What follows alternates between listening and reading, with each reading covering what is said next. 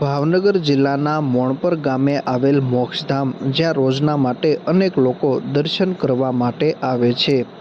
ભાવનગર જિલ્લાના મોણપર ગામે આવેલ મોક્ષધામ એક આધ્યાત્મિક મહત્વ ધરાવતું સ્થાન છે.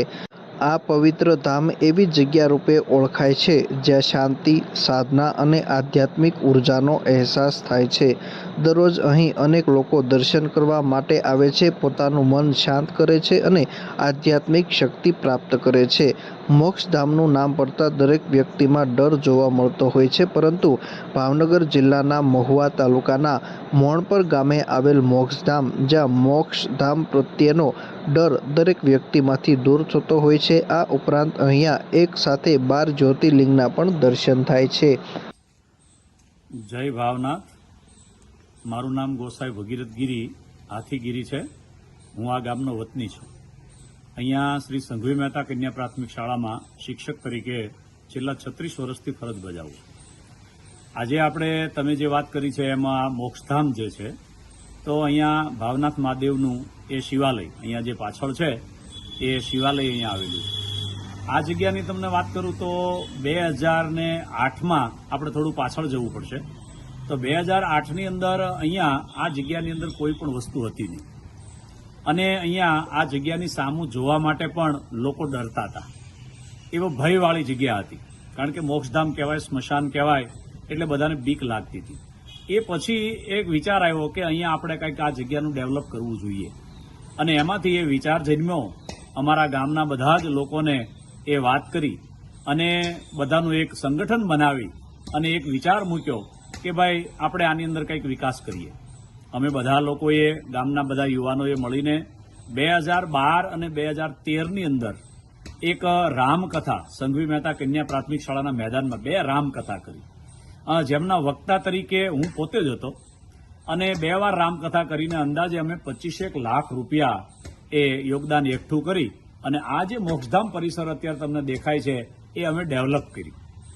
પહેલા અહીંયા કશું જ નહોતું, રાખના ઢગલા, પથ્થરો, બાવળિયા, કાંટા, એ બધું હતું. એમાંથી અમે આ ડેવલપ કરી અને આજે આ જગ્યા એટલી સરસ મજાની ગામ લોકોના અને દાતાશ્રીઓના સાથ સહકારથી બની ગઈ છે, રમણીય, કે અહીંયા ઘણા બધા દર્શનાર્થીઓ આવે છે. ખૂબ જ લોકો દર્શન માટે આવે છે. અત્યારે તો પવિત્ર શ્રાવણ માસ ચાલે છે, તો અહીંયા રાત્રે દીપમાળા હોય છે, અને એ દીપમાળાની અંદર રાત્રે 200, 300, 400 માણસ સુધી રાત્રે અહીંયા મોક્ષધામની અંદર હોય છે, જે બહુ નવાઈની વાત છે. એક કાર્ય એ છે.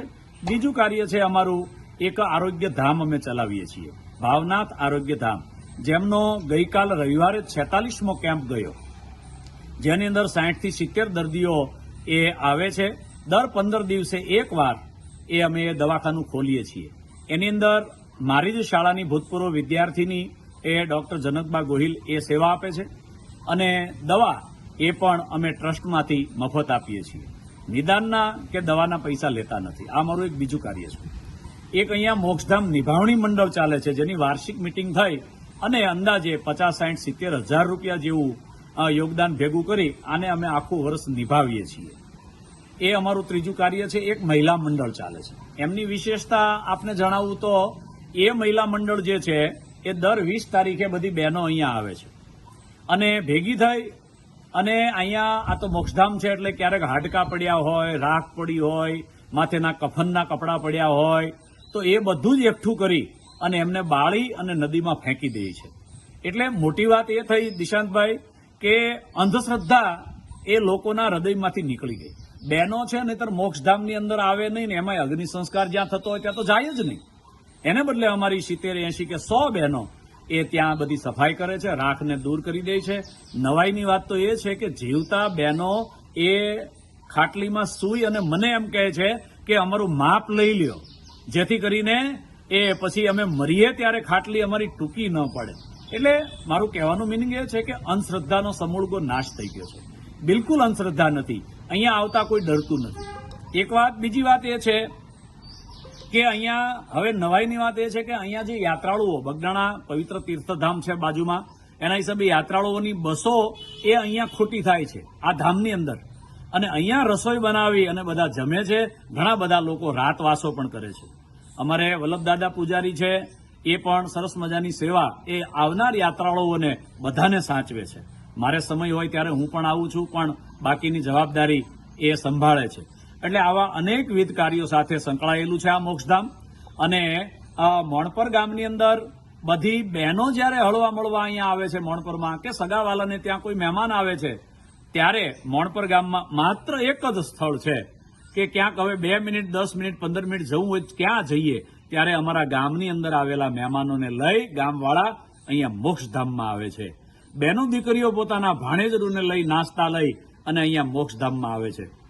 તો આવું સુંદર મજાનું બગદાણા તીર્થસ્થળનો જે રસ્તો જાય છે એના જ કાંઠે આવેલું ખારી અને દેગોડાના ક્રોસિંગ ઉપરનું આ અમારું મોક્ષધામ એક રમણીય સ્થળ છે. અને હું તો આપના માધ્યમથી સૌને કહેવા માંગુ છું કે અહીંયા દ્વાદશ જ્યોતિર્લિંગની યાત્રા તમારાથી જો ન થાય તો અહીંયા આવજો. એ બધા જ જ્યોતિર્લિંગની વિશેષતા એ છે કે ત્યાં જેવું લિંગ અને બાણ છે એની જ નાની પ્રતિકૃતિ બનાવીને અમે અહીંયા મૂકી છે. એ પણ અમારા બધા દિલેર દાતાઓ મોણપરના જે છે એમના દ્વારા આ સહયોગથી એ બન્યું છે. અને આજે આપ પણ આવીને આ અમારા મોક્ષધામના કાર્યોને ઉજાગર કરવા માટે આવ્યા છો, ત્યારે આની અંદર એવા ઘણા બધા સ્થળો છે, એમને પણ લેજો. દ્વાદશ જ્યોતિર્લિંગ છે, અગ્નિ સંસ્કાર વિભાગ છે, સામે નાવા ધોવાનો સરસ મજાનો રૂમ છે, અહીંયા જે આભડવા આવે એને અમે બધાને ફરજિયાત ચા પાણી પાઈએ છીએ. આ સામે સરસ મજાનો ચબૂતરો પણ દાતાઓ દ્વારા નિર્માણ પામ્યો છે. આ અમારું મોણપર રાજ હતું, પહેલા મોણપર સ્ટેટ કહેવાતું, ત્યારે આ મોણપર રાજની રાજ સમાધિ છે. પાછળ આ શિવાલય છે, આ બાજુમાં જ મંગલકારી મેલડીમાં પણ બિરાજમાન છે. અને જે પણ સાક્ષાત અને કડેધડે માં મેલડી બેઠી છે. અને ગામ લોકોના કહેવા મુજબ અહીંયા આવીને કોઈ આંસુડું પાડ્યું હોય તો એમનું આંસુડું છે એ માએ લૂછ્યું છે. અને બધાયના કામ આ બેઠી બેઠી માં કરે છે.